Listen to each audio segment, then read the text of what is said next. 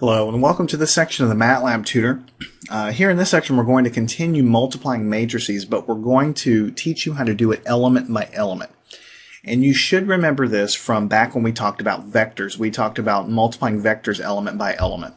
Now this is not really a math operation that's defined in terms of textbook math, in the matrix algebra class. You're not going to learn how to multiply matrices element by element. It's not something that's typically defined, but it can come in handy when you're dealing with large data sets.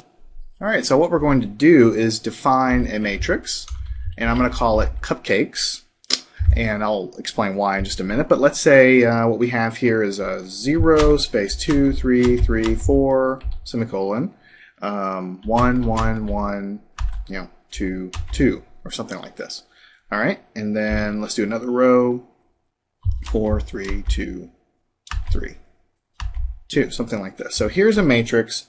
We have 3 rows and 1 2 3 4 5 columns, and you can see I've separated everything here. We hit enter. This is cupcakes. Now what do I mean by this? Why would you want to do this?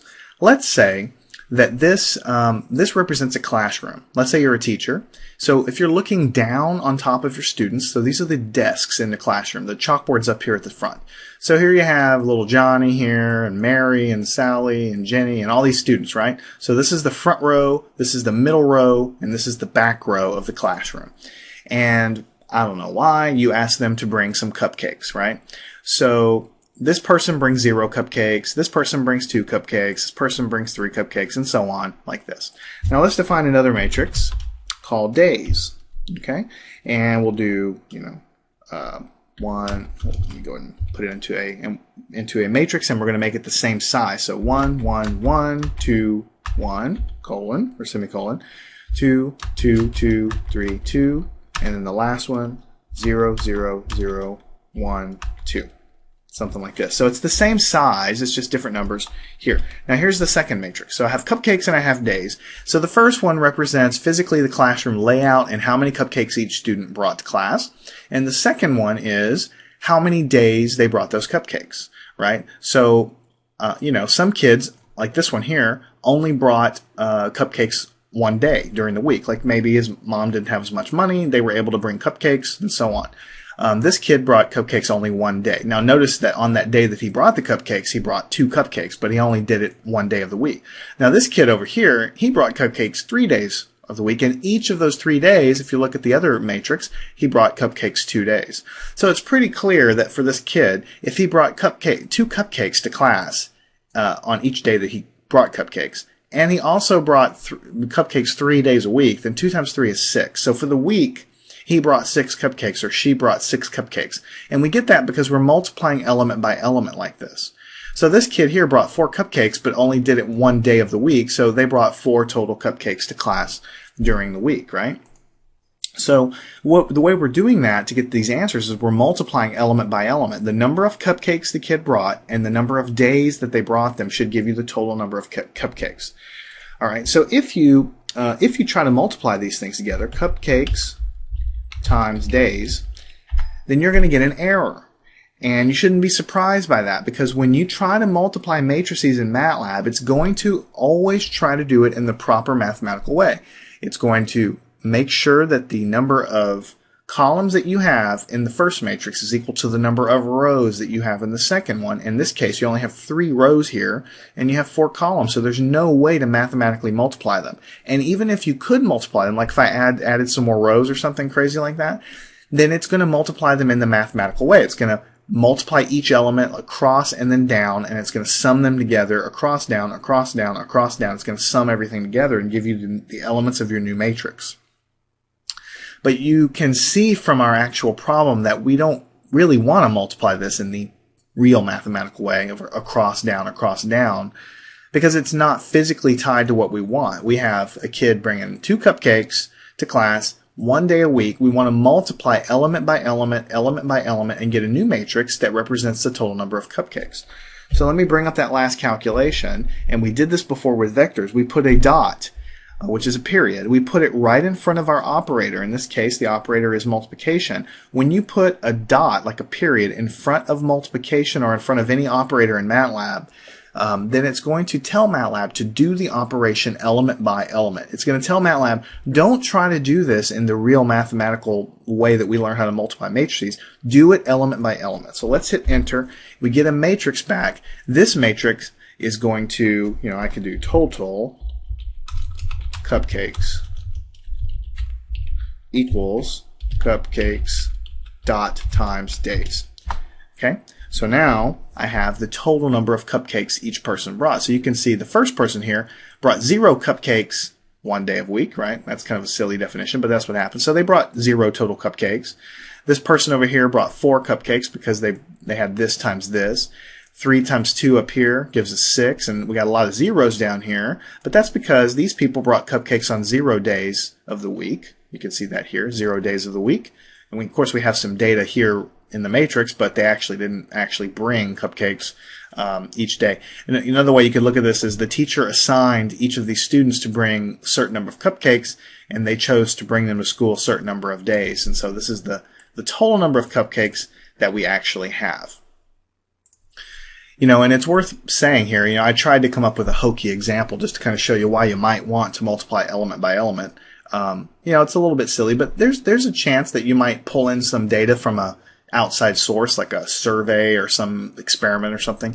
You have a matrix here, and you have another matrix of data, and they're related, much the same way we've set this example up, and you need to multiply them or divide them or something. But, you're not going to do that in the traditional matrix sense. You need to put that dot in front of your operator. You can go ahead and clear the screen here, and as we've tried to come up with this example, I've showed you how to multiply these matrices together and how that might be useful and do it element by element. We can actually take cupcakes. Let's go ahead and put cupcakes there. Let's put days back on the screen. We can also divide these guys by putting a dot and then a divide like this. So what this is going to tell MATLAB is go ahead and divide these matrices by one another and do it element by element. That's what the dot is saying. So you hit enter, and then what you get is this matrix here. So 0 divided by 1 should give you 0. 2 divided by 1 should give you 2. And so all the division is occurring element by element. You get 4 divided by 0 here, and so you get infinity for a couple of terms because anything divided by 0 is basically going to give you infinity. So MATLAB's reporting that to you here. So the bottom line is when you multiply or you divide matrices and you want to do it element by element, you have to explicitly tell MATLAB to do it with the dot right in front of your operator. And this is exactly what we did for vectors. I gave you a similar example for vectors and told you if you want to multiply or divide them element by element that you had to do the same thing. All right, now one final thing I want to show you here while I have your attention with a kind of a practical example. Let's go ahead and put the matrix total cupcakes on the screen. This is what we got when we multiplied cupcakes times days, right? These were basically, this represents how many cupcakes each student actually brought during that week when you multiply them together, right? Now, what if I wanted to find out how many cupcakes total were actually brought total? If I wanted to add them up, now obviously it would be 2 plus 3 plus 6 plus 4 plus 2 plus 2 and so on, adding everything together. I can do it by hand, but what if this matrix were, 1,000 by 1,000? That would be kind of cumbersome. So you want to add them. You want to figure out how to use MATLAB's power to do that. So if you remember back from vectors, there was a function called sum. So if we actually pass a vector, which is just a single row matrix to this guy, it just adds everything up in that row. Now this is not a vector, this is a matrix. So if we take the sum, what we're going to get back is not exactly what you would expect. You really think it would add everything, but what you get really is a sum of each of the columns. Okay, so what you get here is you're adding these 3 things together, you're getting 2, you're adding these together, you're getting 4, you're adding these together, and so on. But still not exactly what I want. I want to know how many cupcakes did everybody bring together. So what I really want to do is I want to add all of these numbers together. So I'm trying to illustrate to you that when you apply the function sum to a matrix, you're going to get a vector back, which is going to be the sum of each of the columns.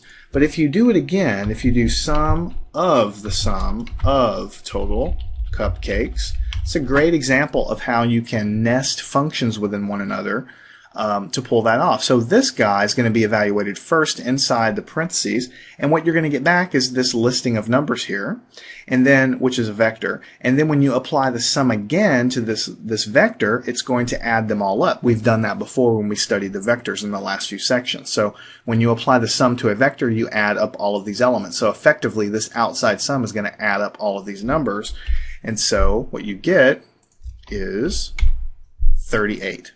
When you actually evaluate it, 38 cupcakes, right? So when you do it like this, a more clear way to figure that out, if you do, let's do column sum is equal to the sum of total cupcakes, right?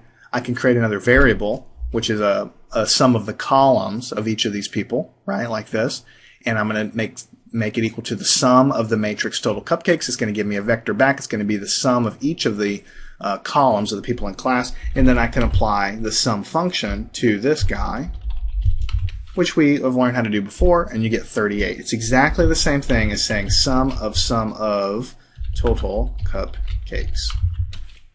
It's going to give you the exact same answer either way. Two ways of doing the same thing. I'm trying to show you different ways of doing things in MATLAB so that you understand how it's fundamentally working and you can get good at it. So make sure you understand how to multiply element by element, how to divide element by element, and sometimes you might need to use the sum operator, and just make sure you understand how MATLAB functions so you're not surprised when you get something like this back. That is exactly the way it's supposed to operate.